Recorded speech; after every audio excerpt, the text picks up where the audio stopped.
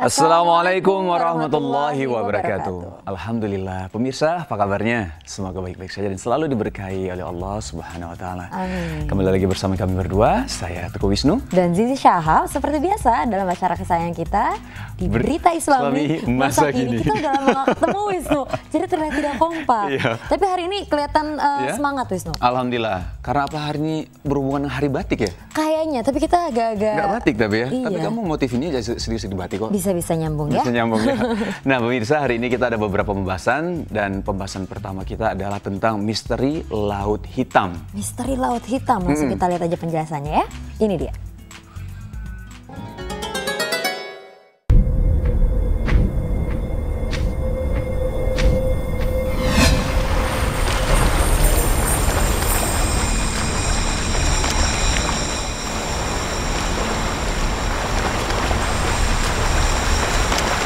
Misteri penemuan di dasar Laut Hitam. Mungkin sudah banyak dari kita yang mengetahui tentang sebuah laut yang dinamakan Laut Hitam. Laut Hitam adalah sebuah laut yang terletak di antara Eropa Tenggara dan Asia Kecil. Dia terhubungkan dengan Laut Tengah, Laut Marmara, dan Laut Azov oleh Selat Kerch. Negara yang berbatasan dengan Laut Hitam adalah Turki, Bulgaria, Romania, Ukraina, Rusia, dan Georgia. Dalam bahasa Inggris orang menyebutnya dengan Black Sea, sedang orang lokal menyebutnya Kara Deniz. Dalam bahasa Turki, Kara artinya hitam dan Deniz artinya laut, sehingga jika digabung menjadi Laut Hitam. Pemirsa, ketika kita mendengar nama Laut Hitam, tentu saja yang terbayang di pikiran kita adalah air laut tersebut berwarna hitam. Namun, tahukah Anda bahwa pada kenyataannya warna air laut hitam tidaklah hitam seperti yang dibayangkan banyak orang? Dari kejauhan, warnanya memang sedikit gelap.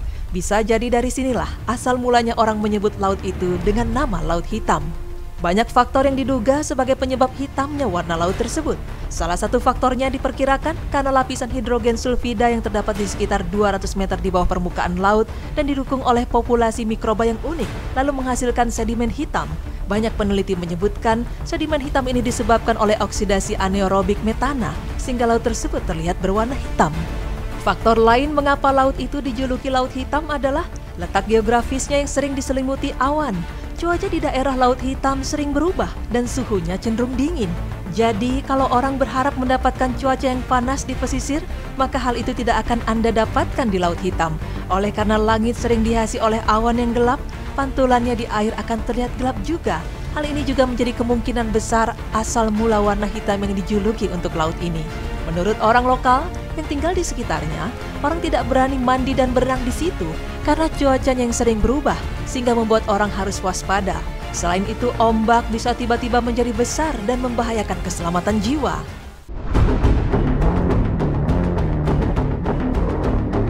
Pemirsa, selain namanya yang unik, ternyata Laut Hitam menyimpan misteri yang masih terus digali hingga saat ini.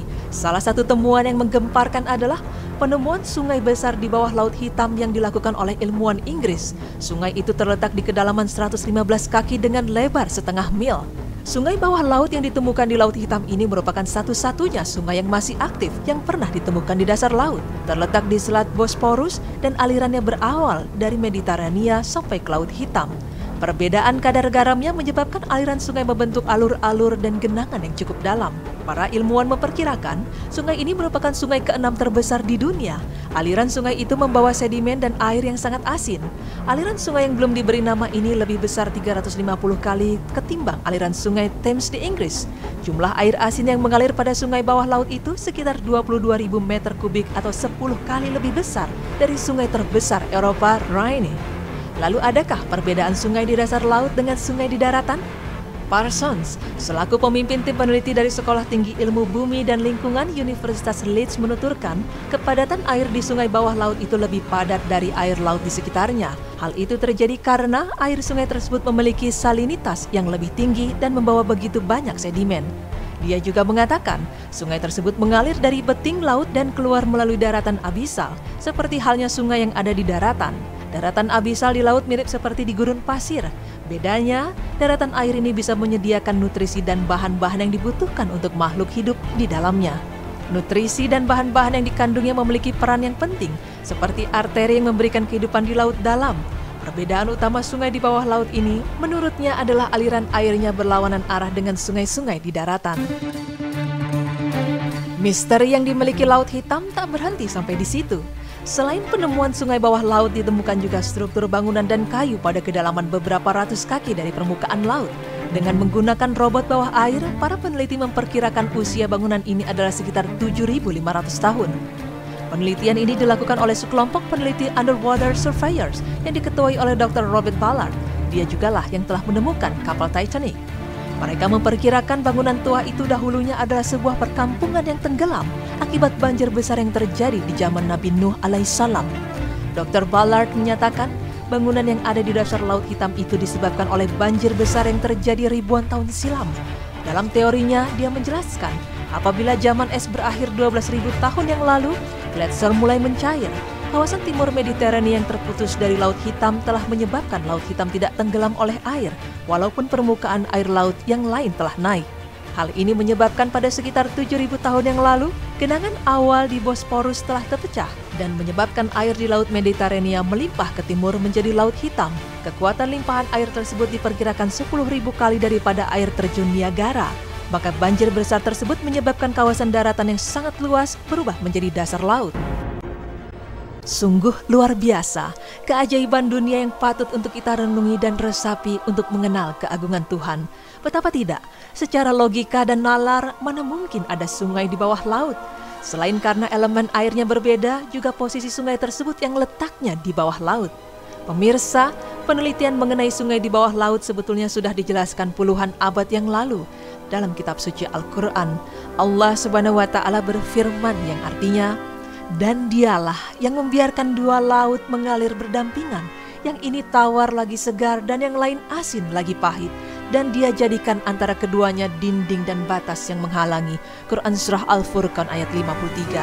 Dalam surat tersebut, Allah telah memberitahu dan menunjukkan kekuasaannya, bahwa ada sungai di bawah laut yang di antara keduanya ada batas yang menghalangi air laut, tidak bisa bercampur dengan sungai, meskipun letak laut di atas sungai. Demikian juga sebaliknya, Maha Besar Allah dengan segala firman-Nya. Dalam ayat yang lain, Allah juga menegaskan dalam firman-Nya yang artinya, Dia membiarkan dua lautan mengalir yang keduanya kemudian bertemu. Antara keduanya ada batas yang tidak dilampaui masing-masing. Quran Surah Ar-Rahman ayat 19 hingga 20. Pemirsa, demikianlah Allah Subhanahu wa Ta'ala memperlihatkan kekuasaannya kepada kita jauh sebelum adanya penelitian yang menemukan sungai di bawah laut ini. Allah Subhanahu wa Ta'ala telah lebih dulu menerangkannya di dalam Al-Quran, dan itu merupakan petunjuk bagi kita yang beriman dan berpikir bahwa kebesaran Allah Subhanahu wa Ta'ala sungguh nyata. Maka tidak ada satupun yang mengingkari firman Allah tersebut.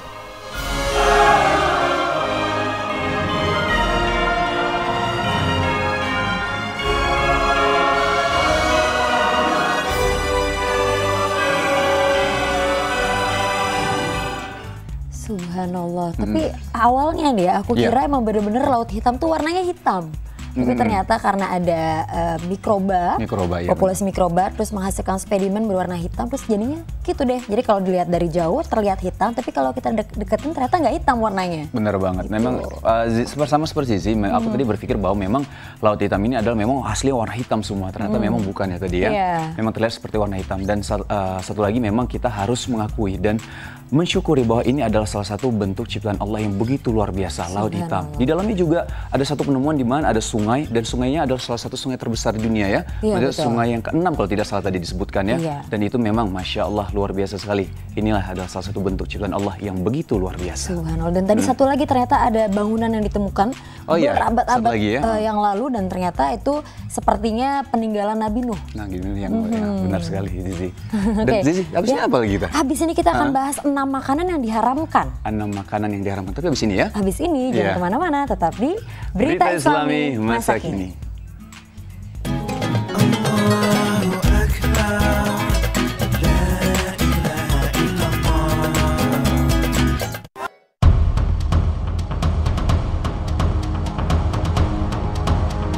Enam makanan yang diharamkan. Dalam ajaran agama Islam, telah jelas bahwa agama Islam memberikan aturan-aturan dalam Al-Quran dan hadis mengenai makanan yang halal untuk dikonsumsi. Karena begitu pentingnya kehalalan suatu makanan yang dikonsumsi manusia, yang dapat memberi pengaruh kuat dalam amal-amal yang dikerjakannya. Dan salah satu dampak dari makanan haram yang kita makan adalah tidak terkabulnya doa kita. Dan tentunya kita tidak ingin amal ibadah kita sia-sia begitu saja lantaran makanan haram yang masuk ke dalam tubuh kita. Dengan tegas Allah Subhanahu wa taala berfirman yang artinya, diharamkan bagimu memakan bangkai, darah, daging babi, daging hewan yang disembelih atas nama selain Allah, yang tercekik, yang terpukul, yang jatuh, yang ditanduk dan diterkam binatang buas, kecuali yang sempat kamu menyembelihnya, dan diharamkan bagimu yang disembelih untuk berhala. Quran Surah Al-Ma'idah ayat 3. Dari firman Allah tersebut dijelaskan bahwa makanan yang termasuk diharamkan adalah bangkai, darah, daging babi, dan hewan-hewan yang disembelih atas nama selain Allah. Namun tahukah Anda pemirsa, selain itu ada beberapa makanan yang diharamkan pula dalam Al-Quran. Apa saja makanan tersebut? Berikut tim berita Islami masa kini memaparkannya untuk Anda.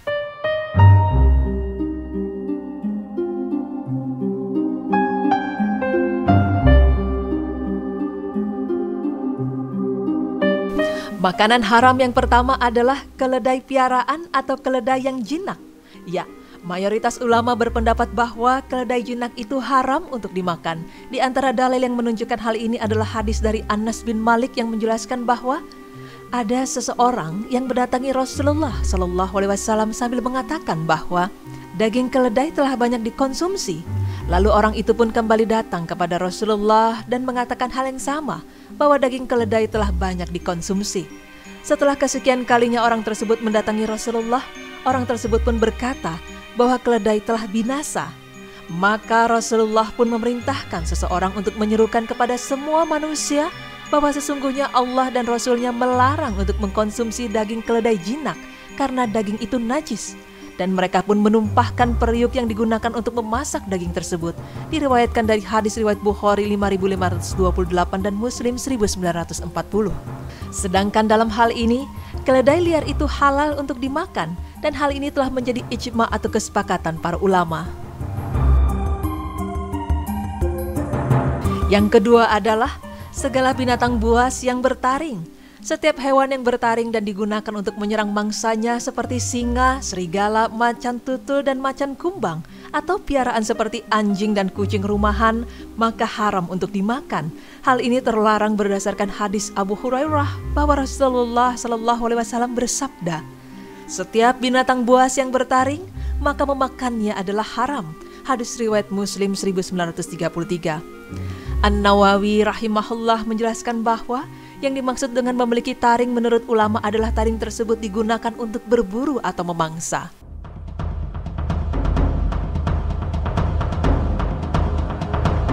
Ketiga adalah setiap burung yang bercakar dan cakarnya ini digunakan untuk menyerang mangsanya. Seperti burung elang, maka haram untuk dimakan. Dari hadis Ibnu Abbas, beliau berkata bahwa Rasulullah melarang memakan setiap binatang buas yang bertaring dan setiap jenis burung yang mempunyai kuku untuk mencengkram. Makanan haram yang keempat adalah hewan jalalah. Hewan jalalah adalah hewan seperti unta, sapi, kambing, atau ikan yang mengkonsumsi yang najis atau mayoritas konsumsinya najis. Para ulama mengatakan bahwa daging atau susu dari hewan jalalah tidak boleh dikonsumsi. Dasar pelarangan hal ini adalah hadis Ibnu Umar bahwa Rasulullah SAW melarang dari mengkonsumsi hewan jalalah dan susu yang dihasilkan darinya. Hadis riwayat Abu Daud 3785, At-Tirmizi 1824, Syekh Al-Albani mengatakan bahwa hadis ini sahih. Yang kelima adalah hewan yang diperintahkan untuk dibunuh, maka ia haram untuk dimakan. Hewan-hewan tersebut adalah tikus, kalajengking, burung gagak, anjing yang suka menggigit, ular, dan tokek. Dari Aisyah, Rasulullah SAW bersabda, ada 5 jenis hewan fasik atau berbahaya yang boleh dibunuh ketika sedang ihram, yaitu tikus, kalajengking, burung raja wali, burung gagak, dan kalb akur atau anjing galak. Hadis riwayat Bukhari 3314 dan Muslim 1198. Hewan yang digolongkan hewan fasik atau hewan berbahaya dan juga diperintahkan untuk dibunuh adalah cicak. Rasulullah SAW memerintahkan untuk membunuh cicak. Beliau bersabda, dahulu cicak ikut membantu meniup api untuk membakar Ibrahim alaihissalam. Hadis riwayat Bukhari 3359. Dari Abu Hurairah juga berkata bahwa Rasulullah SAW bersabda, barang siapa yang membunuh cecak sekali pukul, maka dituliskan baginya pahala 100 kebaikan. Dan barang siapa memukulnya lagi, maka baginya pahala yang kurang dari pahala pertama. Dan barang siapa memukulnya lagi, maka baginya pahala lebih kurang dari yang kedua. Hadis riwayat Muslim 2240.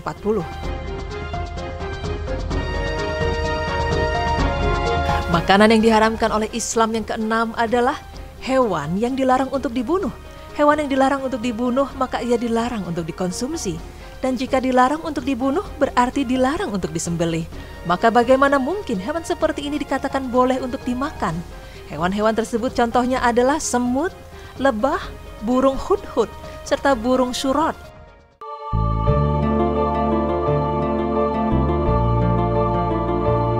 Nah, pemirsa beriman, demikianlah penjelasan mengenai 6 makanan yang diharamkan dalam Islam. Semoga dengan mengetahuinya kita dapat menghindarinya. Sungguh Allah SWT sangat mencintai hamba-Nya, karena Allah telah menciptakan hal-hal yang diharamkan, semua semata-mata untuk kebaikan kita, serta untuk melindungi kita dari hal-hal yang banyak kerugiannya. Subhanallah.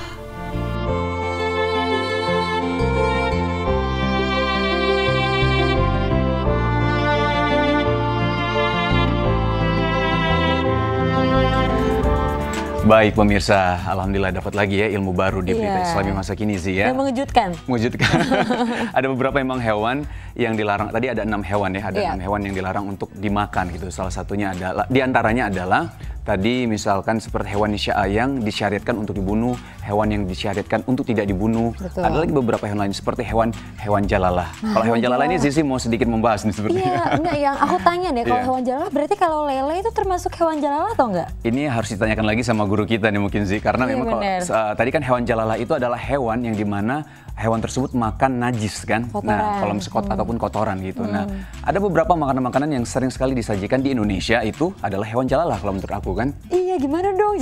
Nah kalau keledai jinak juga nggak boleh. Jadi kalau hewannya kita pelihara terus dibunuh, dimakan, gak tega juga sih ya. Gak tega sudah jinak, kayaknya ditunggangin kayaknya jinak gitu ya. Terus kita makan, kita makan. Ya Aduh kejam banget sih. Iya. Berarti nanti kita harus tanya lagi ke guru kita soal hewan jalalah ya. Benar. Harus ditanya. Nah pemirsa, setelah ini kita akan bahas tentang rahasia di balik Jabal Magnet. Ada apa sih maksudnya? Nanti kita bahasnya ya. Jangan kemana-mana, tetap di Berita Islami Masa Kini.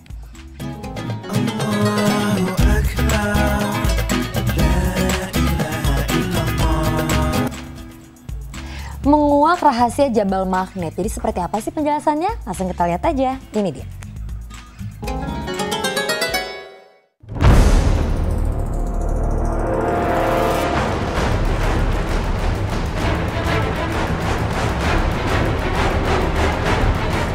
Menguak rahasia Jabal Magnet di Mekah. Magnet, ya, kata tersebut pasti sudah tidak asing lagi di telinga kita. Magnet itu adalah kemampuan suatu benda untuk menarik benda-benda lain yang berada di sekitarnya. Besi dan baja adalah 2 contoh materi yang mempunyai daya tarik yang tinggi oleh magnet. Namun tidak semua benda mempunyai daya tarik yang sama terhadap magnet. Contohnya seperti oksigen cair yang mempunyai daya tarik yang rendah oleh magnet. Nah pemirsa, bahkan terkadang kita berpikir bahwa gaya gravitasi yang ada di bumi ini ada hubungannya dengan magnet bumi. Tapi apakah itu benar? Ya, magnet itu sendiri memiliki 2 kutub, yaitu kutub utara dan kutub selatan. Tapi dalam hal magnet bumi, kutub utara itu berada di sekitar kutub selatan bumi, sedangkan kutub selatannya berada di sekitar kutub utara bumi. Antara kutub utara dengan kutub selatan bumi ini tidak berimpit, dan begitu pula sebaliknya. Bukti dari adanya magnet bumi tersebut, bila kita melihat kompas yang menunjukkan arah selatan, terlihat tidak menunjukkan persis arah selatan, tetapi mengalami penyimpangan sedikit dari kutub selatan bumi.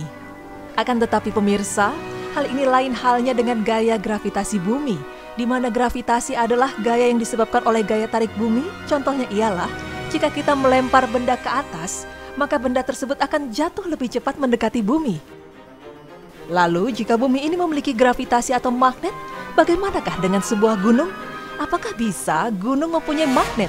Di mana magnet tersebut terkesan dapat melawan gaya gravitasi bumi? Pemirsa beriman, inilah penjelasannya. Islam memang penuh hal-hal yang takjub, bahkan terkadang di luar penalaran kita. Ada banyak kejadian-kejadian yang terjadi di masa lampau yang telah tertulis di dalam Al-Quran. Selain itu ada pula kejadian yang bahkan belum terjadi, tetapi Allah Subhanahu wa Ta'ala telah mencantumkannya dalam Al-Quran. Seperti salah satu contohnya adalah kiamat. Pemirsa, begitu pula dengan fenomena yang terjadi di daerah Mantiko Baido yang berjarak 30 km di luar kota Madinah, di mana Allah Subhanahu wa Ta'ala membuktikan kuasanya di tempat tersebut. Tempat yang berada di luar kota Madinah itu terdapat sebuah gunung yang didominasi berwarna hitam dan merah bata, serta tampilannya pun tampak seperti gunung-gunung kebanyakan di Arab Saudi, yaitu berupa bukit bebatuan yang gersang, dan orang-orang setempat menyebutnya sebagai Jabal Magnet atau yang berarti gunung magnet. Sekilas kita lihat, gunung itu terlihat seperti gunung biasa. Tapi yang membuat gunung tersebut menjadi tidak biasa yaitu adanya magnet yang dapat menarik sebuah mobil bahkan bus yang berpenumpang banyak.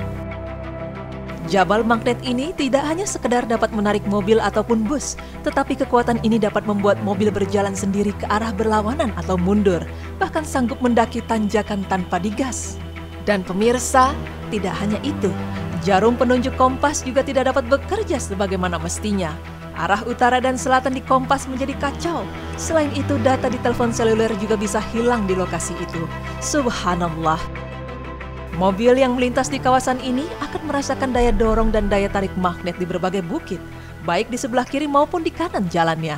Daya dorong dan tarik ini dapat membuat kendaraan yang melaju mencapai kecepatan hingga 120 km per jam tanpa perlu digas. Dan ketika memasuki kawasan Jabal Magnet, kecepatannya perlahan-lahan turun hingga menjadi 5 km per jamnya. Magnet yang berkekuatan besar itu sampai sekarang masih menjadi misteri. Bahkan belum ada penelitian yang dapat menerangkan secara pasti terkait fenomena alam tersebut. Pemerintah Arab Saudi pun juga kemungkinan enggan untuk mengungkap rahasia dari Jabal Magnet itu dan sengaja membiarkan kawasan itu sebagai suatu lokasi yang menimbulkan penasaran warga dunia. Akan tetapi dari segi geologi, fenomena Jabal Magnet ini memang berdiri di atas Arabian Shield tua yang sudah berumur 700-an juta tahun. Kawasan itu berupa endapan lava seluas 180.000 km persegi, di mana lava yang bersifat basa itu muncul ke permukaan bumi dari kedalaman sekitar 40 km. Selain itu, Otoritas Saudi Geological Survey atau SGS pada tahun 1999 sempat dikejutkan dengan adanya aktivitas swarm atau gempa kecil yang terjadi terus-menerus di Harrah Rahat. Bahkan di sekitar Madinah diketahui ada kegempaan aktif yang sangat dimungkinkan terjadinya migrasi magma sehingga dapat menyusup ke bawah Jabal Magnet, dan inilah yang menyebabkan munculnya medan magnet di kawasan itu. Pemirsa, gunung yang memiliki magnet ini pertama kali ditemukan secara tak sengaja oleh seorang Arab Baduy, di mana ketika itu ia menghentikan mobilnya tanpa menarik rem tangan di lokasi magnet tersebut. Dan seketika itu, ia terkejut ketika mobilnya bergerak sendiri tanpa ia gas.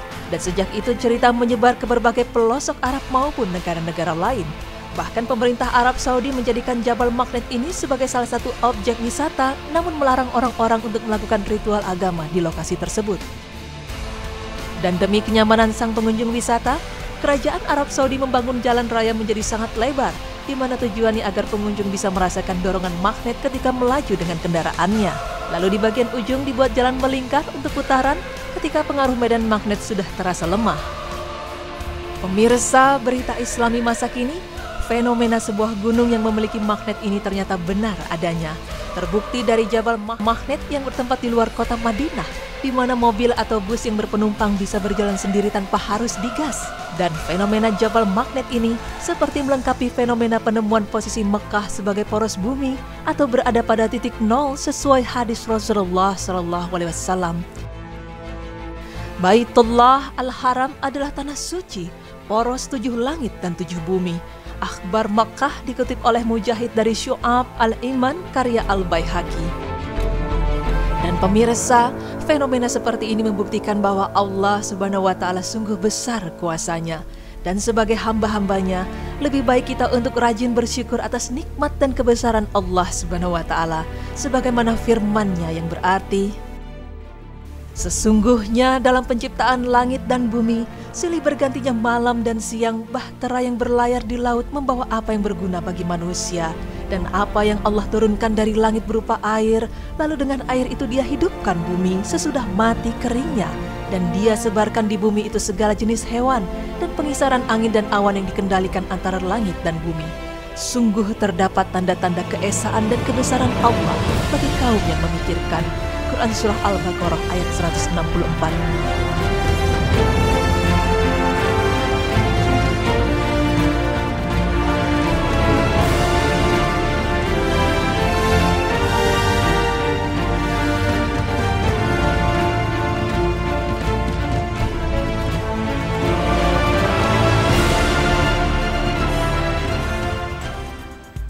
Masya Allah, ini lagi ya. Jabal Mahnet, Gunung Mahnet, terletak di luar kota Madinah sekitar 30 meter dari Madinah memang ya. Jadi memang di sini diterangkan memang ini salah satu fenomena alam di mana juga pemerintah Arab Saudi sendiri memang memberikan seperti tempat wisata gitu ya di Jabal Mahnet tersebut. Tapi ingat, sebagai umat Islam kita jangan sampai melakukan ritual-ritual yang akhirnya membuat kita menjadi melakukan kegiatan syirik gitu ya. Iya betul. Jadi memang ini kan bisa dibilang seperti pusatnya magnet ya Wisnu. Jadi kalau kita ke sana sinyal handphone juga hilang kayaknya ya? Ya sinyal handphone, data-datanya juga katanya bisa hilang juga gitu. Dan satu hal lagi memang kalau misal di hadis memang sudah jelaskan memang bahwa Rasulullah SAW pernah bersabda bahwa di Mekah itu adalah poros bumi. Subhanallah. Jadi 0 kilometernya ya? 0 kilometernya. Subhanallah. Nah pemirsa setelah ini masih ada informasi yang lainnya. Jadi jangan kemana-mana, tetap di Berita Islami Masa Kini.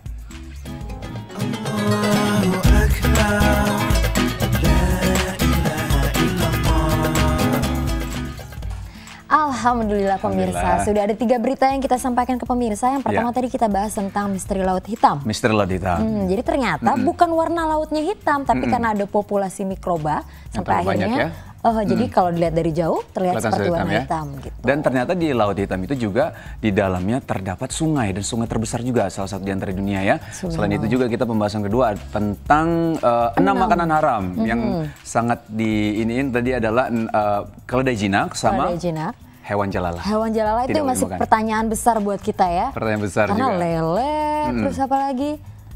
Banyak lah. Banyak ya. Semut jangan dimakan, lebah jangan dimakan, pasti banyak lagi. Iya, nah pemirsa insya Allah besok kita ketemu lagi ya. Jangan lupa saksikan terus Berita Islami Masa Kini hanya di Trans TV milik kita bersama. Wassalamualaikum warahmatullahi wabarakatuh.